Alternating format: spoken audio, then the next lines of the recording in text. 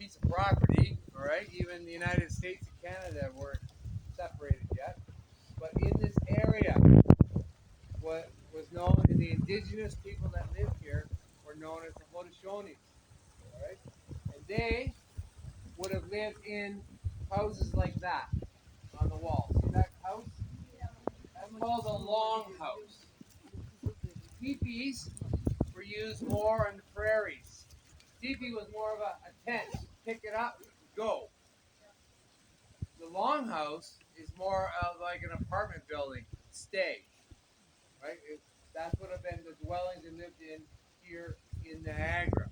And they probably lived near bodies of water, big rivers, and so on, so that they could travel. There weren't roads and stuff like that. So they would use water for their traveling, trading, going down to the next tribe and so on.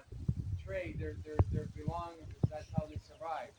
Fishing for food, but also they would have to go every day and hunt.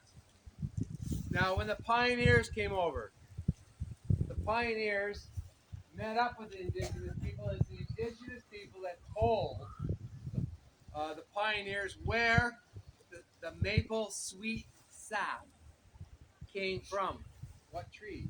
They had already discovered it. Now they were showing the pioneers. Because remember, I told you in the sugar shack over there that this is the only part in the entire world that can make maple syrup. We have the maple trees. They didn't have them over here. The pioneers had no idea what maple syrup was. So, how did and who did show the indigenous people where it came from? They would have had to discover it somehow. So I'm going to tell you a story, all right? How Tim thinks it happened, all right? How they figured it out. So one day, back in the 1600s, young Bray gets up. He's sleeping in his longhouse. Says to his wife, I got to go out and hunt. They would have to hunt for their food. So they're out hunting for their food. He's looking at for food all day long. This is Michelle. Hi. She's going to end the story. I will. Hi. So maybe I'll go to show Big boss. You're hunting for food. He's a little brave. I don't know what your story is. That's the All right. So he just got up and he said goodbye to his wife. He's out hunting. Okay, so he's out hunting. This is Michelle. Hi. Say hi, Michelle. Hi, Michelle. Hi. Welcome to the Cafe Valley. Hi, how are you?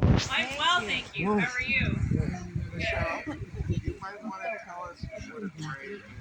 Okay, so I always say it's the husband, the man of the house. Okay, so back in the Haudenosaunee culture and in the pioneer culture, the men did the hunting, the women stayed home and dealt with the home and the cooking and the children, and the men went out and did the hunting and making provision for protection. And Tim talked about the longhouse, right?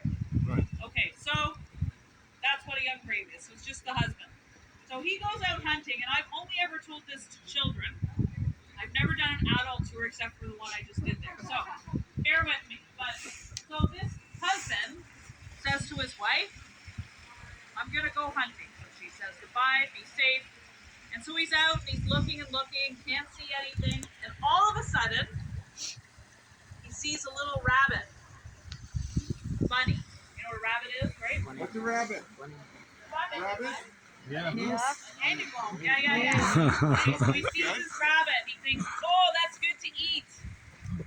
So he bends down to get the rabbit.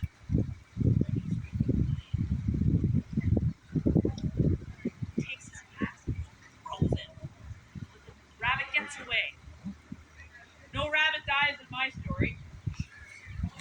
Because children cry at that point, and this is a Gappy Valley, and we have to be happy. So the rabbit gets away, okay? But he threw his axe so hard that it landed, missed the rabbit completely, but it landed in a tree. And when he went to get his axe out of the tree, he noticed that there was some liquid coming out of the tree, which we know now is sap, but he didn't know that. So he took his finger and he thought, oh, and he tasted it. And there was a sweetness to it. So he took his bucket, something like this, and he collected it. Would have taken a little while to get enough, but he collected it, forgot about the rabbit, went home to his wife with no rabbit and no supper, but she was very well prepared and already had a stew cooking. So a stew is like meat and vegetables and all that. So she has already had supper going. And he brings in this bucket of liquid. And he says, look what I got from the tree. And she says, what do you want me to do with that? So he said, I don't know. It's kind of neat. It came out of the tree. So she takes it and she dumps it into her stew. Because she's too busy to care about what he got from the tree, right? So she dumps it in the stew. They continue on with their night. And then they go to eat. And they taste the stew. And it tastes so good. So different from the stews before because there was a sweetness to it. And he said, why is this different? She said, well, I poured that liquid that you gave me into the stew. And so what happened, what you learned in there was that the water had evaporated as it cooked and it got down to just the sweet sugar. And so that's what made the stew sweeter and yummy. So he thought, wow, that's really neat. So he got some of his friends and they went out and they started to do the same thing to a whole bunch of the trees. And as they went into the trees, they realized that some trees gave no sap at all. Some trees gave a sap that was bitter. But some trees gave a sweet sap, which was the sugar maple tree, right? The maple tree. And they began to tap those trees and collect the sap, a lot of it. And they would bring it back, and they put it in a trough like this. And sometimes the children would help with this. They would collect rocks, hot rocks from the fire, and put it in. And what's that? Evaporation, that's right. So they would be evaporating the water off of the sap. And they would continue to do this with rocks, back into the fire, and then back into the sap. And that's a lot of work, right? Until the sap got thicker and darker in color and sweeter to taste. And they experimented to learn. And they just kept doing it and kept doing it. And they would get to like what we call maple syrup. And then they thought, well, let's keep going and see what's going to happen. And then they got to a candy because they cooked it longer, and so it was like a taffy. And then they would do this more, and then it came down to a sugar, like a maple sugar. And they would use the sugar to preserve their meat. They would use the sugar to trade with people for fur, for warmth, or for meat for eating. And that's how they first learned how to get the maple syrup and what we call liquid gold from the trees.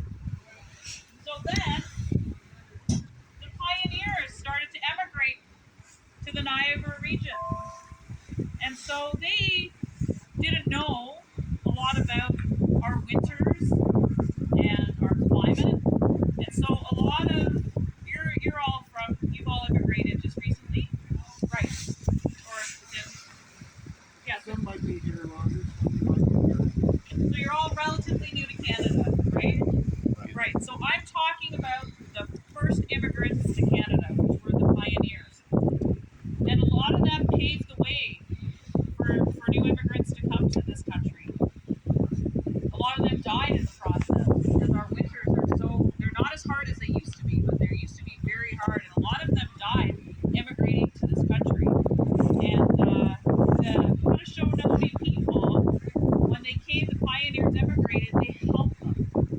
They helped them learn how to survive in our winters and our summers and how to use the land to live. And so I use the word collaborate, but that was just working together and learning from each other's cultures. just like you here, right? You're all from different cultures, and when we collaborate and we work together, we learn from each other, and then we advance in our culture, right? Because there's many things that you bring to Canada that people that have been in Canada all the time, we don't know. And so you teach us, and then we teach you, and that advances our culture. It's a very, very good thing. And that is exactly what happened in the very beginning when we had the first immigrants to this country. It's a very beautiful thing, and we're beneficiaries of that. My parents were first generation immigrants to Canada from Scotland, and it was hard.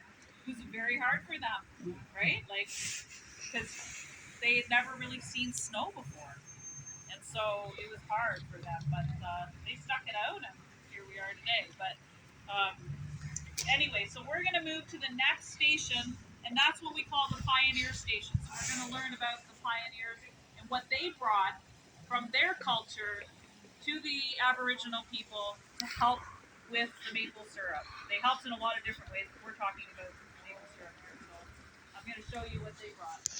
Okay? Okay. Oh, sorry. Does anyone have any questions?